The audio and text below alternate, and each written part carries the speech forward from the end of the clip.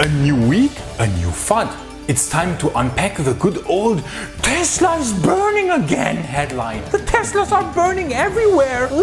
Help! And then the Model 3 launches in South Korea, which is awesome news. Sorry, Kim, the Model 3 won't come to the north. Let's not talk about Giga 3 for once, because we all know it's almost finished, but instead focus on the Tesla Semi.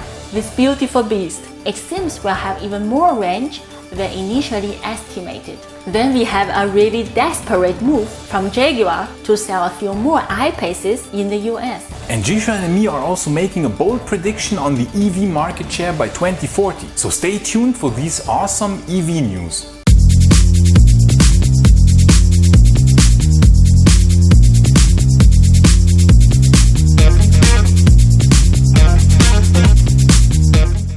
So what didn't we have in a long time now, and where it's totally time again to write millions of headlines about this event? You guessed it, a Tesla fire. Yeah, our favorite topic on this channel here. Because hey, let's just ignore the fact that in the US every 3 minutes a gasoline car is burning somewhere. Yes, every 3 freaking minutes. This is based on data from the National Fire Protection Agency, which estimated that in 2015 alone, 174,000 vehicles, gasoline vehicles of course, burned somewhere in the United States.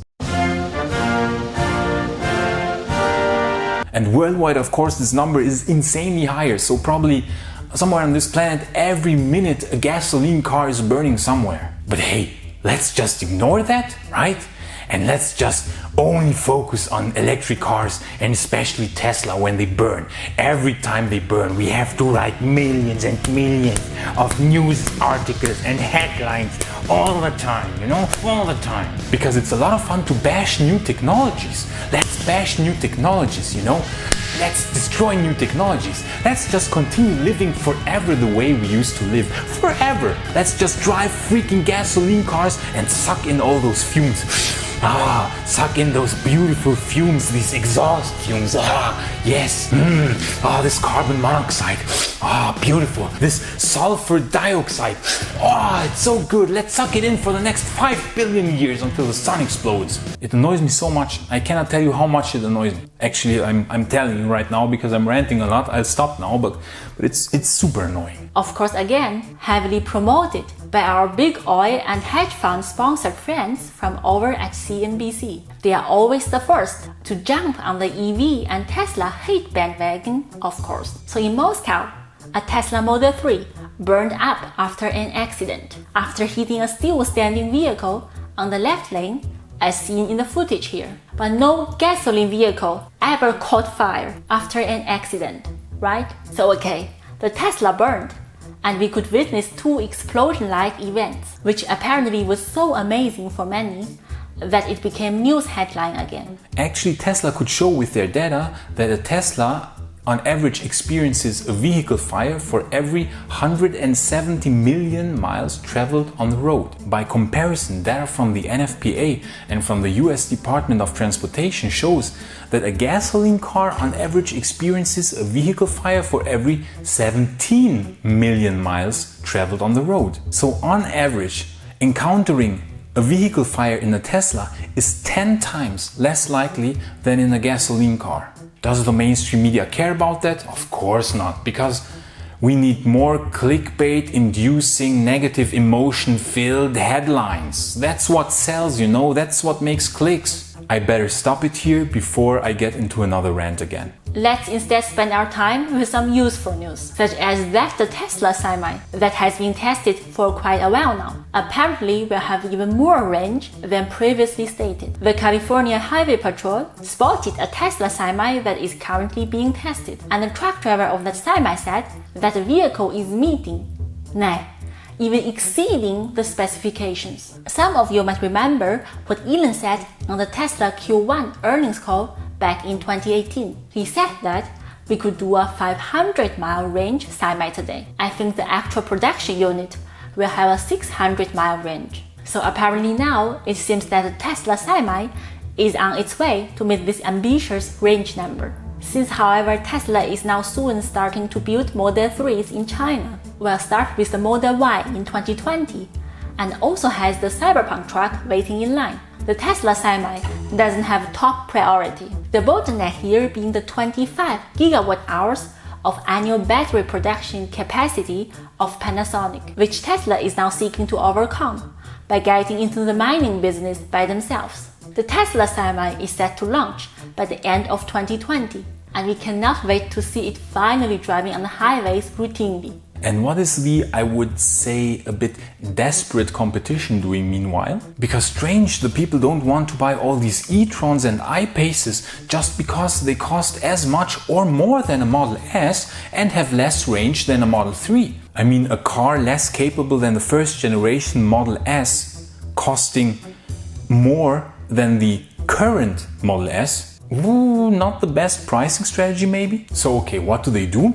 Okay, while Audi are being total assholes by doing a marketing push by blocking Tesla superchargers, what the hell, Audi? Jaguar's genius marketing team came up with a cool idea that it might be possible to divert some buyers away from Teslas by introducing a $3,000 Tesla conquest bonus. Plus, they also had to lower the price by another $5,000.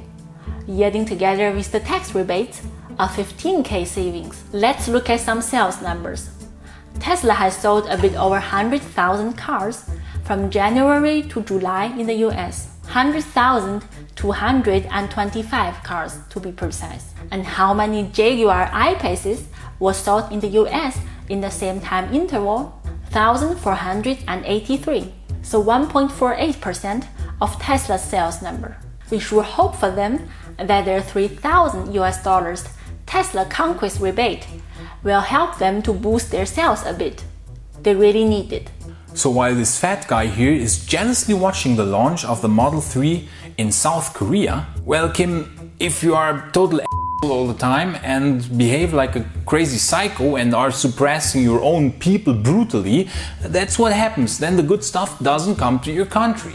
So the Model 3 has been launched only last week on Tuesday in South Korea, and there were huge masses of people lining up to see the car. And of course, many also to order it. Now, why is there especially high demand for the Model 3 in South Korea, you ask? Of course, the Model 3 is the best car ever made, we all know that. But no, they have insane incentives in South Korea. So there's a $7,100 worth of federal rebate in South Korea, and then there are additional local rebates of up to $9,000. So the actual starting price of a Model 3 Standard Range Plus in South Korea is an astounding $26,500. Now look, German government, this is how you do electric car incentives. And we are sure the Model 3 will totally take off and probably also leave behind the competition from their own country, from Hyundai and Kia. In any case, we are glad to see that Tesla is pushing into new markets and helping to accelerate the transition to electric cars. Because we all know that good old logistics as function, showing how new disruptive technologies grow, right? Now we'd like to make a wild prediction. Sebastian and me are pretty sure that by 2040, you will not be able to buy a gasoline car anymore. And that by 2040, the market share of EVs will be at 90%. Yes, you've heard us right. And by 2050, gasoline vehicles will be only known by old-timer enthusiasts and will need a permit to drive one. This is how new technologies develop. That's the power of exponential growth. This sounds pretty insane now, but look at how new technologies developed in the 20th century. Normally, they even shatter the wildest and most optimistic predictions. And fortunately, should we be wrong, you will totally have forgotten our prediction by 2040. So what do you think? Are we maybe a bit too optimistic with our 90% market share estimate of electric cars by 2040? Let us know what you think in the comment section.